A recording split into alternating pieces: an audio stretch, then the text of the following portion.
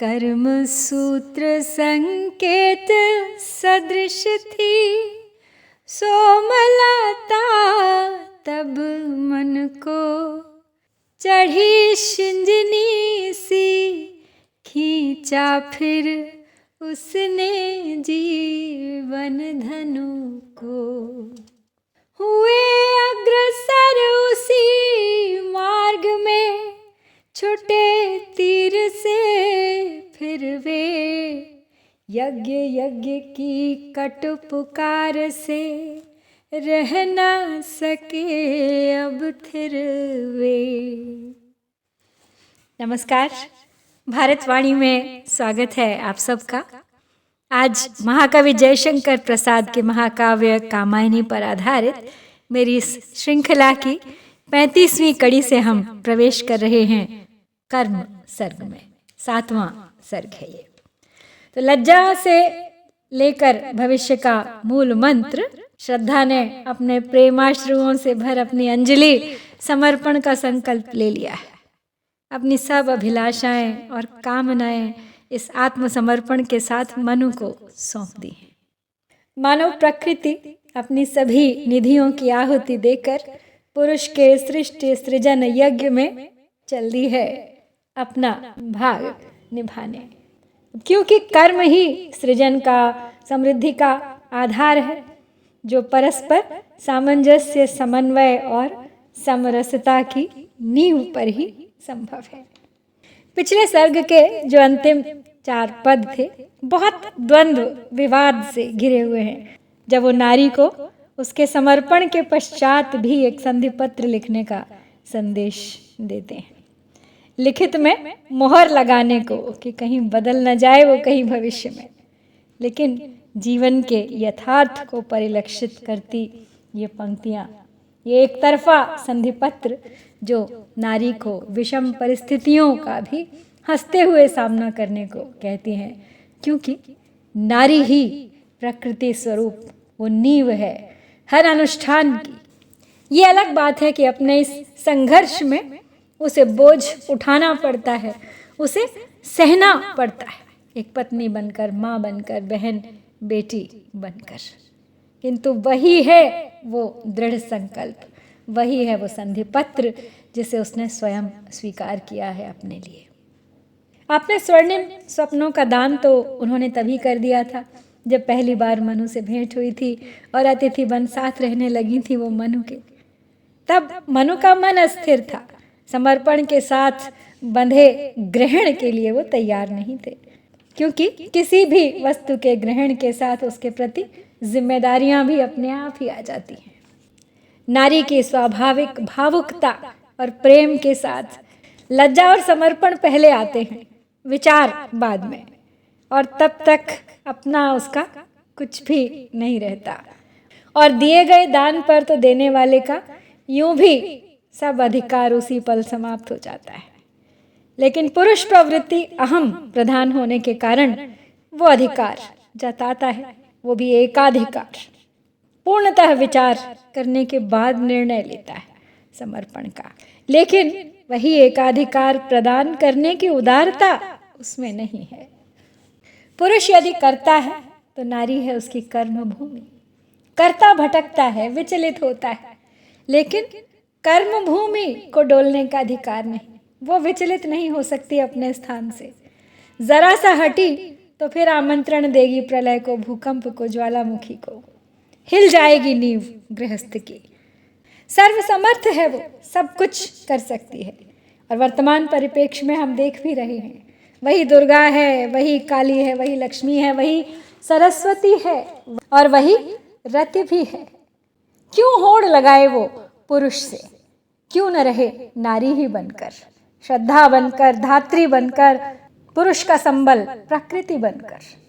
अब सोचने की बात है कि नारी पुरुष की प्रवृत्ति एक सी होती तो ये आकर्षण नहीं होता। क्रिएशन संभव ही नहीं पॉजिटिव्स और नेगेटिव्स के बिना, करंट भी नहीं दौड़ता। विपरीत हैं तभी तो एक दूसरे को पूरा करते हैं, एक दूसरे की कमियों को पूरा करते हैं, एनर्जीज बैलेंस होती हैं। इम्बैलेंस तो विनाश का, विध्वंस का, प्रलय का सूचक है। तो कटु है, सुनने पढ़ने में बुरा लगता है, लेकिन सत्य है। कितनी भी आधुनिक क्यों ना हो जाए नारी, उसके स्वाभाविक दायित्वों से उसे मुक्ति कभी नहीं मिल सकती। लेकिन अब पीछे मुड़कर क्यों देखना, जब दोनों के आगे है एक नवीन कर्म पथ। कर्म सूत्र संकेत सदृश थी सोमलता तब मन को, चढ़ी शिंजनी सी खींचा फिर उसने जीवन धन को। हुए अग्रसर उसी मार्ग में छुटे तीर से फिर वे, यज्ञ यज्ञ की कटु पुकार से रह न सके अब फिर वे। तो बंध गए हैं दोनों, मनु और श्रद्धा, प्रणय बंधन में। श्रद्धा उन्हें दे रही है निरंतर कर्मशील होने की प्रेरणा, उत्साहित कर रही हैं मनु को। प्रलय से पहले देवों की याज्ञिक संस्कृति के वातावरण में रहे थे मनु, पुनः उसी परंपरा में प्रवृत्त होना चाह रहे थे। अब सब संकेत सकारात्मक थे उनके लिए। गुफा के चारों ओर फैली सोमलताएं उन्हें उस यज्ञ कर्म की ओर बढ़ने का संकेत भी दे रही थी। उन्हें लग रहा था शायद यही है उनके जीवन का कर्म पथ। इस प्रकार खींच रही थी वो सोमलताएं उन्हें अपनी ओर, जिस प्रकार शिंजनी अर्थात प्रत्यंचा धनुष को अपनी ओर खींच लेती है। बस फिर क्या था, खींचते चले गए मनु, जिस प्रकार छूटा हुआ तीर तेजी से अपने लक्ष्य की ओर चलता है। इसी प्रकार मनु की यज्ञ कर्म की कटु पुकार ने, तीव्र इच्छा ने उन्हें अब और विचारने नहीं दिया, स्थिर नहीं रहने दिया। बढ़ चले उतनी ही तीव्रता से अपने निर्धारित लक्ष्य की ओर। भरा कान में कथन काम का, मन में नव अभिलाषा, लगे सोचने मनु अति रंजित, उमड़ रही थी आशा। ललक रही थी ललित लालसा, सोमलता की प्यासी, जीवन के उस दीन विभव में जैसे बनी उदासी।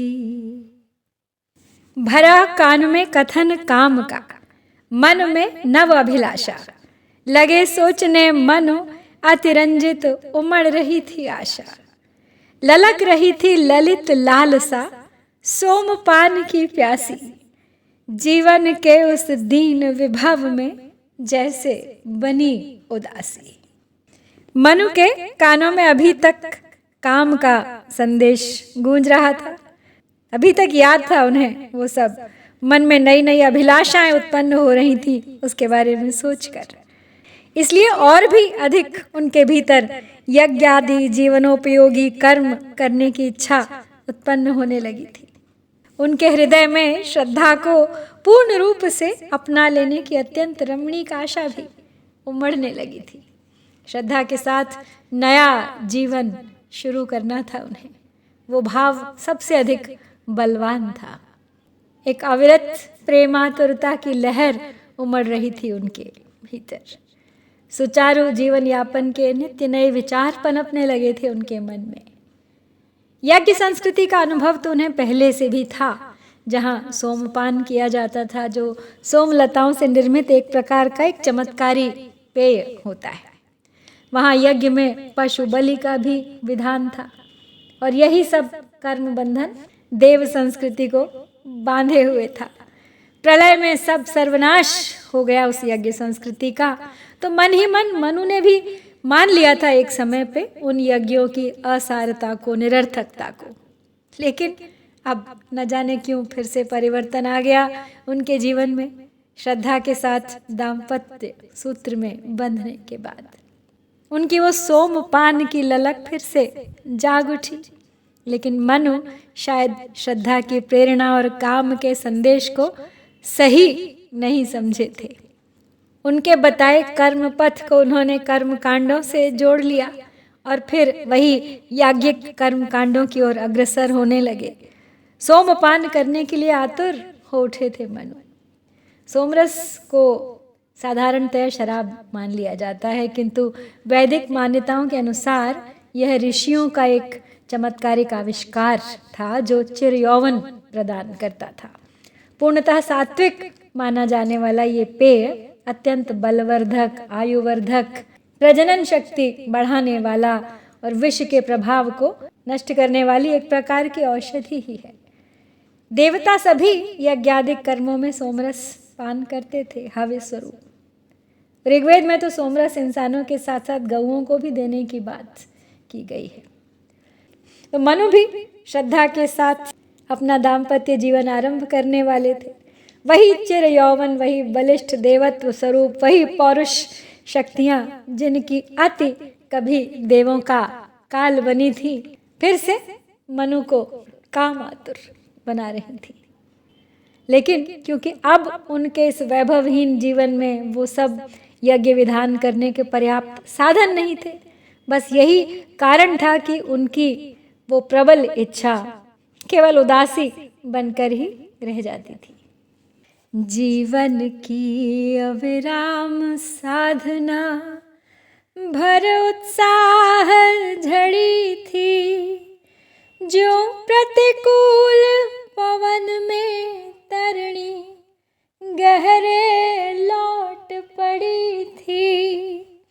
श्रद्धा के उत्साह वचन फिर काम प्रेरणा मिल के भ्रांत अर्थ बन आगे आए, बने ताड़ थे दिल के। जीवन की अविराम साधना भर उत्साह झड़ी थी, ज्यों प्रतिकूल पवन में तरणी गहरे लौट पड़ी थी। श्रद्धा के उत्साह वचन फिर काम प्रेरणा मिलके भ्रांत अर्थ बन आगे आए, बने ताड़ थे दिल के। मानव की यह नैसर्गिक प्रवृत्ति ही है कि थोड़ा सा सुख मिलने पर वो स्वेच्छाचारी बन जाता है। अपने मन से जब कुछ करने की सोच लेता है तो बस उसी को ठीक समझने लग जाता है। तरह तरह की युक्तियों से बस उसी का समर्थन करता है, भले ही वे तर्क संगत ना हो। और जब तक ठोकर नहीं लगती तब तक नहीं संभलता, उसी में पड़ा रहता है। तो मनु के जीवन में भी यज्ञ संस्कृति की ललक यथार्थ को स्वीकारने नहीं दे रही थी। श्रद्धा की प्रेरणा थी कर्म की, गृहस्थ जीवन में सहयोग व सामंजस्य की। काम की प्रेरणा थी एक विलक्षण सृष्टि के सृजन की, जहाँ उनका उनकी प्रेयसी रति से मिलन हो, पर अति से नहीं। मनु के लिए तो कर्म का अर्थ ही कर्मकांड हो गया था। लेकिन साधनहीन होने के कारण वह अभिलाषा उस तरणी यानी उस नौका के समान थी, जो प्रतिकूल पवन के कारण नदी की गहरी धारा में ही वापस लौटती जा रही थी। श्रद्धा और काम की साधारण सी बात थी, प्रेरणा थी कर्म पथ की ओर बढ़ने की। मनु के मन ने उसे लेकिन बड़ा अनुष्ठान बना दिया था, तिल का ताड़ बना दिया था मनु ने उसे। वो मनु को धर्मशील और कर्मठ बनाना चाहते थे, लेकिन मनु ने जोड़ दिया उसको यज्ञ विधान से, पशु बलि, सोमरस और अविरत काम उपासना से। बन जाता सिद्धांत प्रथम, फिर पुष्टि हुआ करती है। बुद्धि उसी ऋण को सबसे ले सदा भरा करती है। मन जब निश्चित सा कर लेता, कोई मत है अपना। बुद्धि दैव बल से प्रमाण का सतत निरखता सपना। बन जाता सिद्धांत प्रथम, फिर पुष्टि हुआ करती है। बुद्धि उसी ऋण को सबसे ले सदा भरा करती है। मन जब निश्चित सा कर लेता, कोई मत है अपना। बुद्धि दैव बल से प्रमाण का सतत निरखता सपना। मनु ने पहले ही अपने मन में एक सिद्धांत बना लिया था, और अब वो विचार इतना दृढ़ हो गया था कि कोई भी तर्क उनकी उस धारणा को बदल नहीं सकता था। ठीक उसी तरह जैसे कोई व्यक्ति ऋण लेकर के उसे चुकाने के लिए बार बार एक नए ऋण की खोज में रहता है, उसी प्रकार बुद्धि भी उसी सिद्धांत की पुष्टि के लिए अलग अलग प्रमाणों को, उसके समर्थन के लिए अलग अलग तर्कों को खोजती रहती है। तो मन जब कोई अपना मत निश्चित कर लेता है तो जैसे भी हो, बुद्धि बल से या भाग्य बल से, वो अपने अनुकूल प्रमाण ढूंढने के लिए ही निरंतर सतत सपने देखा करता है। उसका विरोध कदापि स्वीकार्य नहीं होता उसे। पवन वही हिलकोर उठाता, वही तरलता जल में, वही प्रतिध्वनि अंतरतम की छा जाती नभ थल में, सदा समर्थन करती उसकी तर्क शास्त्र की पीढ़ी। ठीक यही है सत्य, यही है उन्नति की सुख सीढ़ी। पवन वही हिलकोर उठाता, वही तरलता जल में, वही प्रतिध्वनि अंतरतम की छा जाती नभ थल में, सदा समर्थन करती उसकी तर्क शास्त्र की पीढ़ी। ठीक यही है सत्य, यही है उन्नति सुख की सीढ़ी। प्रसाद जी कहते हैं कि ऐसे मनुष्य की स्थिति इस तरह की हो जाती है कि सब और सारी सृष्टि में केवल उसे वही अपना सिद्धांत, अपनी इच्छा दिखाई देती है। हवा के झोंकों में, उनके द्वारा उठती हुई सागर की लहरों की हिलोरों में, बहते हुए जल में, आकाश में, पृथ्वी में, सर्वत्र दसों दिशाओं में उसके हृदय की वही प्रतिध्वनि गूंजती हुई सुनाई देती है। उसे लगता है कि सर्वत्र उसे अपने मत, अपने सिद्धांत के ही प्रमाण दिखाई दे रहे हैं, अर्थात सृष्टि भी अपनी सहमति व्यक्त कर रही है। तो अवश्य ही यही सत्य है, यही मेरा लक्ष्य है। और फिर तर्क शास्त्र की परंपरा की बात करें तो वो भी उसके मत का समर्थन ही करते हुए कहती है कि यही मत ठीक है, यही मत सत्य है, यही मत उन्नति का, सुख का सोपान है। उनकी पिछली पीढ़ियों से परंपरागत यही तो होता आ रहा था देव संस्कृति में। फिर आया प्रलय, हो गया विनाश, सब याद था मनु को, लेकिन आज न जाने क्यों अपनी सहूलियत के लिए वो झुठला रहे हैं प्रलय का सत्य, अनदेखा कर रहे हैं उस परंपरा का परिणाम। और सत्य यह एक शब्द तू कितना गहन हुआ है, मेधा के क्रीड़ा पंजर का पाला हुआ सुआ है। सब बातों में खोज तुम्हारी रट सी लगी हुई है, किंतु स्पर्श से तर्क करो के बनता छुई मुई है, किंतु स्पर्श से तर्क करो के बनता छुई मुई है। और सत्य यह एक शब्द तू कितना गहन हुआ है, मेधा के क्रीड़ा पंजर का पाला हुआ सुआ है। सब बातों में खोज तुम्हारी रट सी लगी हुई है, किंतु स्पर्श से तर्क करो के बनता छुई मुई है। प्रसाद जी कहते हैं कि सत्य क्या है और क्या नहीं है, ये तो कहना बहुत कठिन है क्योंकि सबका अपना अपना सत्य है। इसलिए सत्य अत्यंत गहन और एक गंभीर शब्द बन गया है, जो बुद्धि के लिए उस क्रीड़ा पंजर यानी खेलने के पिंजरे के पाले हुए तोते की तरह है। सुआ तोते को कहते हैं। तो जिस प्रकार तोता पिंजरे में बंद होकर बाहर की दुनिया से अनभिज्ञ होकर केवल अपने उस पिंजरे की दुनिया को ही सब कुछ मानता है, उसी को सत्य मानता है, उसी प्रकार बुद्धि भी अपने सीमित ज्ञान को ही सत्य मानने लगती है। लेकिन मनु के ऊपर दायित्व है अपना, अपने भविष्य को खोजना, आने वाले कल के सत्य को समझना, सृष्टि की रचना, संरक्षण और ये सब इससे पहले उनकी याद में तो हुआ नहीं है। उनका मार्ग और देव संस्कृति का मार्ग, मानव संस्कृति का मार्ग एक कैसे हो सकता है भला। लेकिन मनु केवल अपने काम सुख को लक्ष्य करके एक छोटा सा दायरा मात्र देख रहे हैं।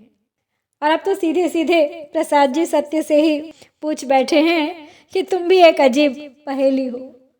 सब और सब तुम्हें खोज रहे हैं, सब तरफ सत्य की खोज की रट लगी हुई है, लेकिन तुम तो सबके लिए अलग हो।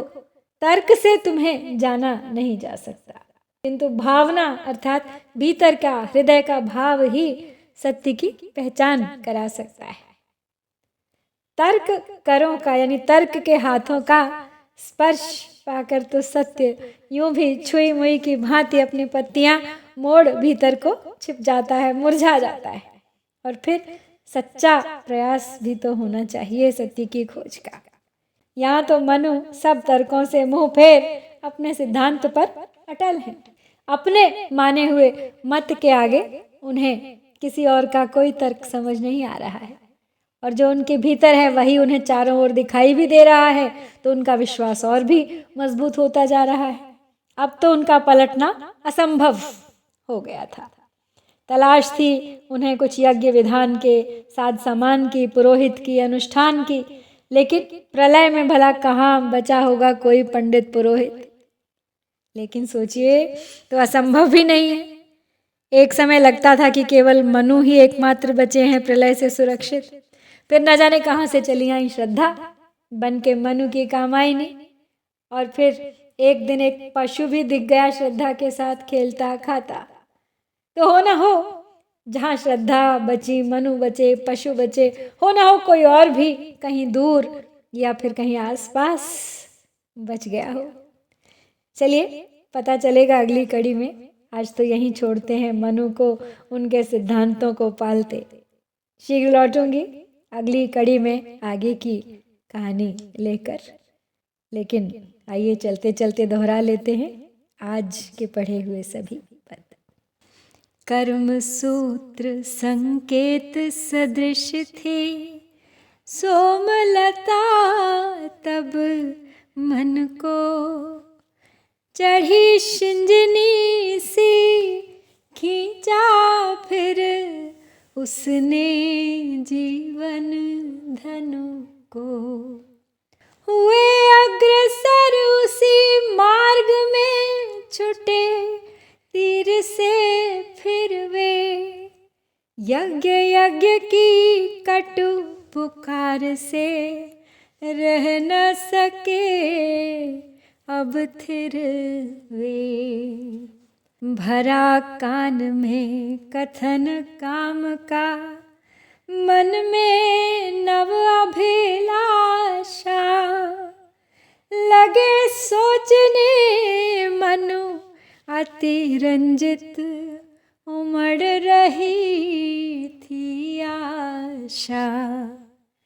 ललक रही थी ललित लालसा, सोमलता की प्यासी, जीवन के उस दीन विभव में जैसे बनी उदासी। जीवन की अविराम साधना भर उत्साह झड़ी थी, जो प्रतिकूल पवन में तरणी गहरे लौट पड़ी थी। श्रद्धा के उत्साह वचन फिर काम प्रेरणा मिल के, भ्रांत अर्थ बन आगे आए, बने ताड़ थे दिल के। बन जाता सिद्धांत प्रथम फिर पुष्टि हुआ करती है, बुद्धि उसी क्षण को सबसे ले सदा भरा करती है। मन जब निश्चित सा कर लेता कोई, मत है अपना, बुद्धि दैव बल से प्रमाण का सतत निखरता सपना।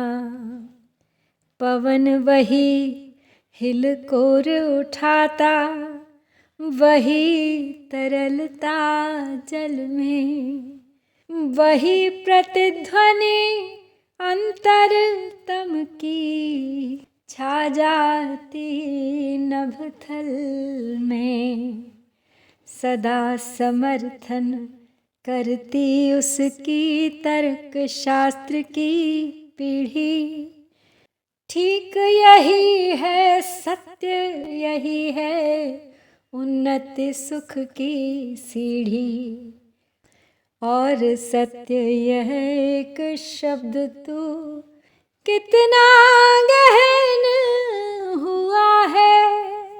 मेधा के क्रीड़ा पंजर का पाला हुआ सुआ है। सब बातों में खोज तुम्हारी रट सी लगी हुई है, किंतु स्पर्श के तर्क करो के बनता छुई मुई है। किंतु स्पर्श के तर्क करों से बनता छुई मुई है। जय शंकर, जय भारत।